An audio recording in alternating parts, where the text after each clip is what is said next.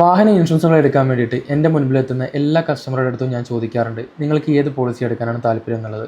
ഈ ചോദ്യം കേൾക്കുമ്പോൾ തന്നെ മിക്കവാറും ആളുകൾ എന്ത് ചെയ്യാറുണ്ട്, ഒന്ന് കൺഫ്യൂഷൻ ആവാറുണ്ട്. ഏത് പോളിസി എടുക്കണം, തേർഡ് പാർട്ടി വേണോ, ഫുൾ കവർ വേണോ, അതോ ബമ്പർ ടു ബമ്പർ വേണോ, ഇവയൊക്കെ തമ്മിൽ എന്താണ് വ്യത്യാസം? ഇതൊക്കെ ആലോചിച്ചിട്ടായിരിക്കാം അവരിപ്പോൾ ടെൻഷൻ അടിക്കുന്നത്. നിങ്ങൾക്ക് അതുപോലുള്ള സംശയങ്ങൾ ഉണ്ടെന്നുണ്ടെങ്കിൽ ഈ വീഡിയോയിൽ ഞാൻ കൃത്യമായിട്ട് ഓരോ കവറേജുകളെ കുറിച്ചും സംസാരിക്കുന്നുണ്ട്. അപ്പോൾ നമുക്ക് നേരെ വീഡിയോയിലോട്ട് പോവാം. ഞാനിവിടെ നിങ്ങൾക്ക് കാണിച്ചു തരാം, നോക്കൂ. ഇവിടെ നോക്കിയാൽ നമുക്ക് കാണാൻ പറ്റും, മോട്ടോർ ഇൻഷുറൻസിനെ പൊതുവായിട്ട് രണ്ടായിട്ട് തരംതിരിച്ചിട്ടുണ്ട്. ഒന്ന് ലയബിലിറ്റി ഇൻഷുറൻസും മറ്റൊന്ന് കോംപ്രിഹെൻസീവ് ഇൻഷുറൻസും. ഈ ലയബിലിറ്റി ഇൻഷുറൻസ് എന്ന് പറയുന്നതാണ് നമ്മൾ സാധാരണ പറയുന്ന തേർഡ് പാർട്ടി ഇൻഷുറൻസ്. ഇനി കോംപ്രിഹെൻസീവ് ഇൻഷുറൻസ് എന്ന് പറഞ്ഞാൽ അതിൽ തേർഡ് പാർട്ടിയും ഉണ്ടാവും, പുറമേ നമ്മുടെ വാഹനത്തിന് കവറേജ് നൽകാൻ വേണ്ടിയിട്ട് ഓൺ ഡാമേജ് എന്ന് പറയുന്ന ഒരു ഇൻഷുറൻസ് കൂടെ അതിൽ ആഡ് ആയിട്ടുണ്ടാവും. ഇത് രണ്ടും കൂടി ചേർന്നതാണ് കോംപ്രിഹെൻസീവ് ഇൻഷുറൻസ്. ഇനി ഈ കോംപ്രിഹെൻസീവ് ഇൻഷുറൻസിനെ നമ്മൾ രണ്ടായിട്ട് തരംതിരിച്ചിട്ടുണ്ട്. ഒന്ന് പാക്കേജ് ഇൻഷുറൻസും മറ്റൊന്ന് എൻഹാൻസ്മെൻറ്റ് ഇൻഷുറൻസും. ഈ പാക്കേജ് ഇൻഷുറൻസിനെയാണ് നമ്മൾ സാധാരണ ഫുൾ കവർ എന്നൊക്കെ പറയുന്ന ആ ഒരു ഇൻഷുറൻസ്.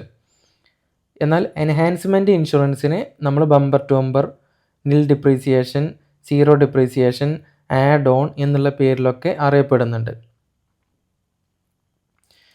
ഇനി depreciation as per vehicle age എന്നുള്ളതാണ് പാക്കേജ് കൊണ്ട് ഉദ്ദേശിക്കുന്നത്. അതായത് വാഹനത്തിൻ്റെ പഴക്കത്തിനനുസരിച്ചാണ് നമുക്ക് നഷ്ടപരിഹാരം ഇൻഷുറൻസിൽ നിന്ന് കിട്ടുക.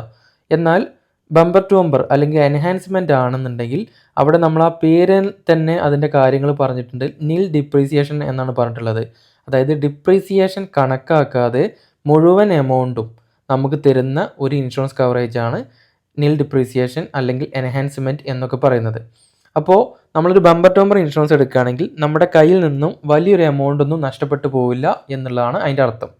ഇനി തേർഡ് പാർട്ടി ഇൻഷുറൻസ് എടുക്കുകയാണെന്നുണ്ടെങ്കിൽ 15 ലക്ഷം രൂപയുടെ PA കവറേജ്, അതായത് ഡെത്ത്, പെർമനൻറ്റ് ഡിസബിലിറ്റി സംഭവിച്ചു കഴിഞ്ഞാൽ അതിൻ്റെ RC ഓണർക്ക് ലഭിക്കുന്ന 15 ലക്ഷം രൂപയുടെ PA കവറേജ് മാത്രമാണ് ലയബിലിറ്റിയിൽ ഇൻഷുറൻസ് ഓണർക്ക് കിട്ടാനായിട്ടുള്ളത്. മറ്റുള്ള കവറേജുകളൊക്കെ തേർഡ് പാർട്ടിക്കാണ് കിട്ടാനുള്ളത്. അപ്പോൾ ഇങ്ങനെയൊക്കെയാണ് വാഹനങ്ങളുടെ കവറേജുകൾ. നമ്മൾ എന്തൊക്കെയോ മനസ്സിൽ ചിന്തിച്ചിട്ടുണ്ടാവും എന്ന് എനിക്കറിയാം, പക്ഷെ അത്രയൊന്നുമില്ല, വളരെ സിമ്പിളാണ്. നമ്മൾ ഈ കാര്യങ്ങളെക്കുറിച്ച് വ്യക്തമായിട്ട് മനസ്സിലാക്കി കഴിഞ്ഞാൽ നമ്മുടെ വാഹനത്തിന് ഉചിതമായൊരു പോളിസി നമുക്ക് തിരഞ്ഞെടുക്കാൻ പറ്റും.